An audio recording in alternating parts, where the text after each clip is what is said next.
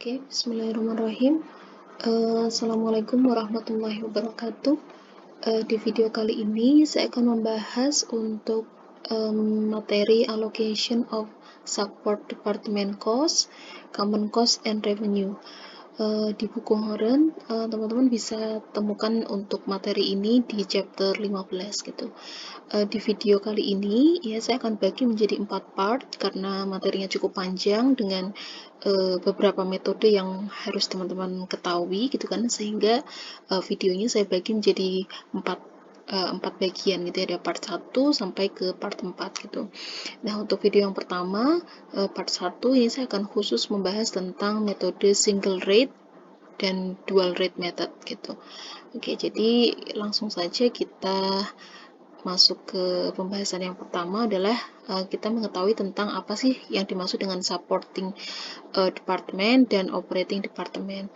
Ya, jadi kalau teman-teman sudah belajar mata kuliah akuntansi biaya di materi-materi sebelumnya, maka teman-teman akan belajar tentang departemen produksi yang memproduksi atau menghasilkan produk dan jasa, yang dimana nanti produk dan jasa tersebut akan dijual gitu ya ke customer.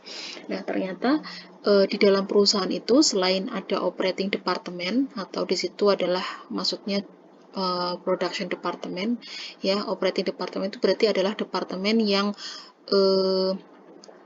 menghasilkan barang dan jasa, di mana departemen tersebut menambah nilai pada produk atau jasa pada perusahaan tersebut. Maka di situ disebut dengan operating department, yang termasuk adalah berarti production department gitu ya. Nah, selain production department ini ya, ternyata ada departemen lain yang mensupport atau yang mendukung dari operating department tersebut, sehingga si operating department ini dapat berjalan gitu ya, dapat berjalan dengan baik gitu. Artinya dia bisa menjalankan tugasnya untuk menghasilkan produk dan jasa sesuai dengan yang diminta oleh perusahaan gitu ya. Nah, departemen-departemen tersebut disebut juga dengan supporting department atau biasa disebut dengan departemen jasa gitu ya. Jadi supporting department itu adalah departemen yang menyediakan jasa dan membantu ya other internal department atau departemen internal lainnya pada perusahaan gitu. Jadi kalau ada sebuah departemen yang membantu ya atau menyediakan jasa untuk departemen lain, itu namanya supporting department. Sedangkan departemen yang secara khusus dia memberikan nilai tambah secara langsung kepada produk dan jasa yang dihasilkan perusahaan, itu namanya operating department gitu. Jadi contohnya misalkan seperti ini. Kalau ada perusahaan garment ya, itu di situ perusahaan yang menghasilkan baju, maka operating departemennya adalah misalnya cutting department atau departemen pemotongan, atau misalkan sewing department, departemen penjahitan, itu namanya operating department karena departemen-departemen tersebut yang langsung menambah nilai atau berhubungan langsung dengan produk dan jasa di perusahaan tersebut gitu ya. Nah, sekarang pertanyaannya adalah kemudian mana yang masuk ke dalam supporting department pada perusahaan garment tersebut. Ya, bisa jadi contohnya misalkan di bagian human research department atau misalkan di bagian IT department gitu ya. Kalau human research itu kan berarti dia departemen yang menyediakan tenaga kerja bagi si operating departemennya ini, sehingga si operating department ini punya karyawan atau punya labor ya yang bisa mengerjakan tugas pada departemen tersebut gitu ya, sehingga human resource department itu atau HRD-nya itu masuk ke dalam supporting department. Atau bisa juga misalnya machine maintenance department gitu ya, jadi departemen yang teknisi bagian mesinnya gitu ya. Nah, di situ juga masuk ke supporting department karena machine maintenance itu dia akan membantu untuk mengatasi misalnya kalau di operating departemennya mesinnya terdapat kerusakan gitu ya, sehingga itu masuk ke dalam supporting department. Oke. Nah, pada support departemen tersebut karena mereka membantu gitu ya, mereka tugasnya adalah membantu untuk departemen lainnya gitu ya, departemen internal lainnya dalam perusahaan, maka pasti di situ muncul cost gitu ya, ada cost yang timbul dari proses assistance tersebut gitu ya, sehingga cost tersebut harus dialokasikan juga ke departemen yang menerima jasa tadi gitu. Jadi misalkan kalau tadi misalnya Human Resource Department ya, dia memberikan jasa ke Departemen Operasi atau Departemen Produksi, maka harus ada cost yang dialokasikan ke departemen yang menerima bantuannya tadi atau menerima jasanya tadi. Nah, di sini jika misalkan hanya ada satu support departemen, ya maka di situ kita punya dua metode. Yang pertama adalah single rate method, kemudian ada dual rate method. Bedanya apa? Kalau single rate method ini intinya adalah hanya ada satu tarif gitu ya, hanya ada satu tarif. Dia tidak membedakan apakah cost-nya itu masuk ke dalam kelompok biaya variable cost atau fixed cost. Jadi hanya akan ada satu tarif atau single rate gitu ya. Hanya ada satu tarif yang digunakan untuk menghitung atau mengalokasikan cost-nya gitu ya. Sedangkan kalau dual rate method berarti di situ akan ada dua tarif ya, di mana pada metode ini mereka akan memisahkan antara cost yang sifatnya variabel dan yang sifatnya fixed cost gitu ya.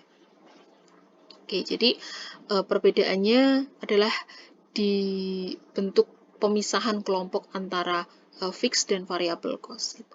Jadi kalau yang dual rate method ini memang lebih rumit ya untuk dilakukan. Kalau yang single rate method ini lebih mudah untuk dilakukan karena tidak perlu banyak analisis untuk memisahkan mana yang cost yang fix, mana cost yang variabel.